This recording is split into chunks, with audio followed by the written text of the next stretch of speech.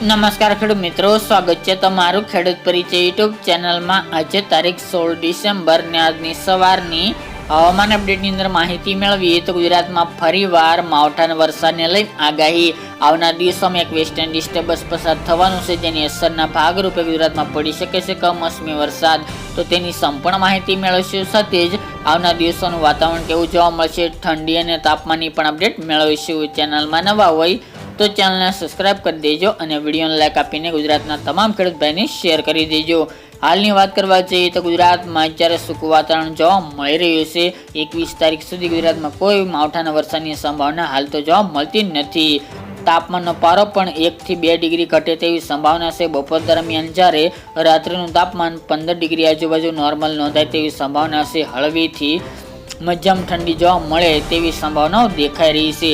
આવનાર દિવસોની વાત કરીએ તો 22 તારીખ બાદથી એક વરસાદની સંભાવના દેખાઈ રહી છે। 22 થી 25 ડિસેમ્બર વચ્ચે ગુજરાતની અંદર અમુક વિસ્તારમાં હળવા મધ્યમ વરસાદની સંભાવના રહેલી છે ગાજવીજ સાથે, તેમજ સૌરાષ્ટ્ર, કચ્છ, ઉત્તર મધ્ય અને દક્ષિણ ગુજરાતમાં હળવા છૂટાછવાયા વિસ્તારની અંદર વરસાદની સંભાવના રહેલી છે, કારણ કે એક વેસ્ટર્ન ડિસ્ટર્બન્સ આજે તેમજ આવતીકાલે 2 દિવસમાં પસાર થવાનું છે ઉત્તર ભારતના વિસ્તારમાંથી, જેના કારણે તેની અસર ગુજરાતમાં નોંધાઈ શકે છે। તેમજ એક અરબી સમુદ્રમાં પણ એક અસ્થિરતા પસાર થઈ રહી છે ગુજરાતમાંથી, જેની અસર ગુજરાતમાં કમોસમી વરસાદ લેખે થઈ શકે છે। ગુજરાતમાં હાલ તો ભારે વરસાદની કોઈ સંભાવના દેખાઈ રહી નથી, પરંતુ ગુજરાતના વાતાવરણમાં પલટો જોવા મળશે। 22 તારીખથી ગુજરાતના મોટાભાગના વિસ્તારની અંદર વાતાવરણમાં પલટો આવે તેવી સંભાવના છે અને વાદળછાયું વાતાવરણ જોવા મળી શકે છે।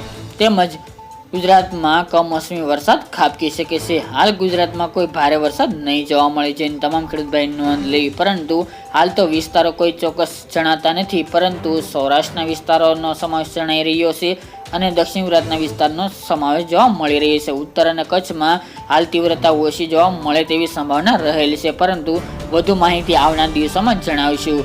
ત્યારબાદ વાત કરવા જઈએ તો ગુજરાતની અંદર અત્યારે ઠંડીનો માહોલ જોવા મળી રહ્યો છે, પરંતુ જેવી જોતી હોય એવી શિયાળા પ્રમાણે ઠંડી હાલ તો પડી રહી નથી, કારણ કે આ વર્ષે અલ નીનોની અસર ગુજરાતમાં શિયાળા દરમિયાન જોવા મળી રહી છે અને હજુ 2 મહિના સુધી ચાલે તેવી સંભાવના છે।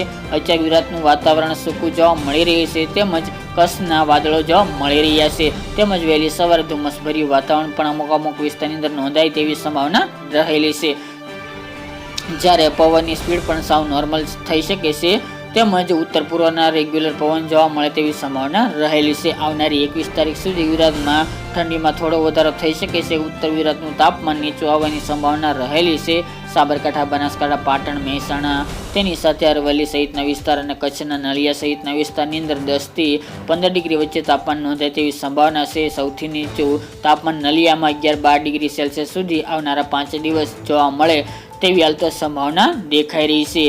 ફરીવાર રાજ્યમાં પલટો આવતા ગુજરાતમાં તાપમાન ઊંચું જાય તેવી સંભાવના છે। આવનારા 5 દિવસ તાપમાન 2 થી 3 ડિગ્રી નીચું આવવાની સંભાવના રહેલી છે। ત્યારબાદ ફરીવાર વાતાવરણમાં પલટો આવતા તાપમાન ઉચકાય તેવું પણ હાલ તો જાણવા મળી રહ્યું છે। હાલની અપડેટ મુજબ અંબાલાલ પટેલ તેમજ પરેશ ગોસ્વામીએ આ આગોતરા માવઠાને લઈને આગાહી કરી છે, જ્યારે હવામાન વિભાગે હજી કોઈ આગાહી કરતા જણાવ્યું નથી, પરંતુ ચોક્કસપણે અવશ્ય માવઠું ગુજરાતમાં થઈ શકે છે, પરંતુ બહુ હેવી માવઠું નહીં જવાય, ફક્ત સામાન્યથી મધ્યમ વરસાદી ઝાપટા નોંધાઈ શકે છે। તાપમાનની વાત કરીએ તો આવી રીતે તાપમાન ગુજરાતનું આવનાર દિવસોમાં જળવાય તેવી સંભાવના છે।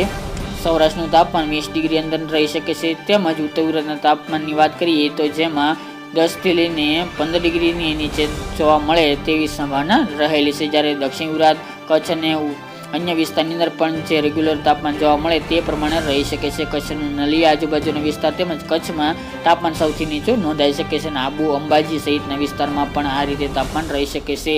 તો મિત્રો, આજની સવારની અપડેટ માટે એટલું જ। ફરી એક નવા વિડીયો સાથે મળીશું। જય જવાન, જય કિસાન મિત્રો।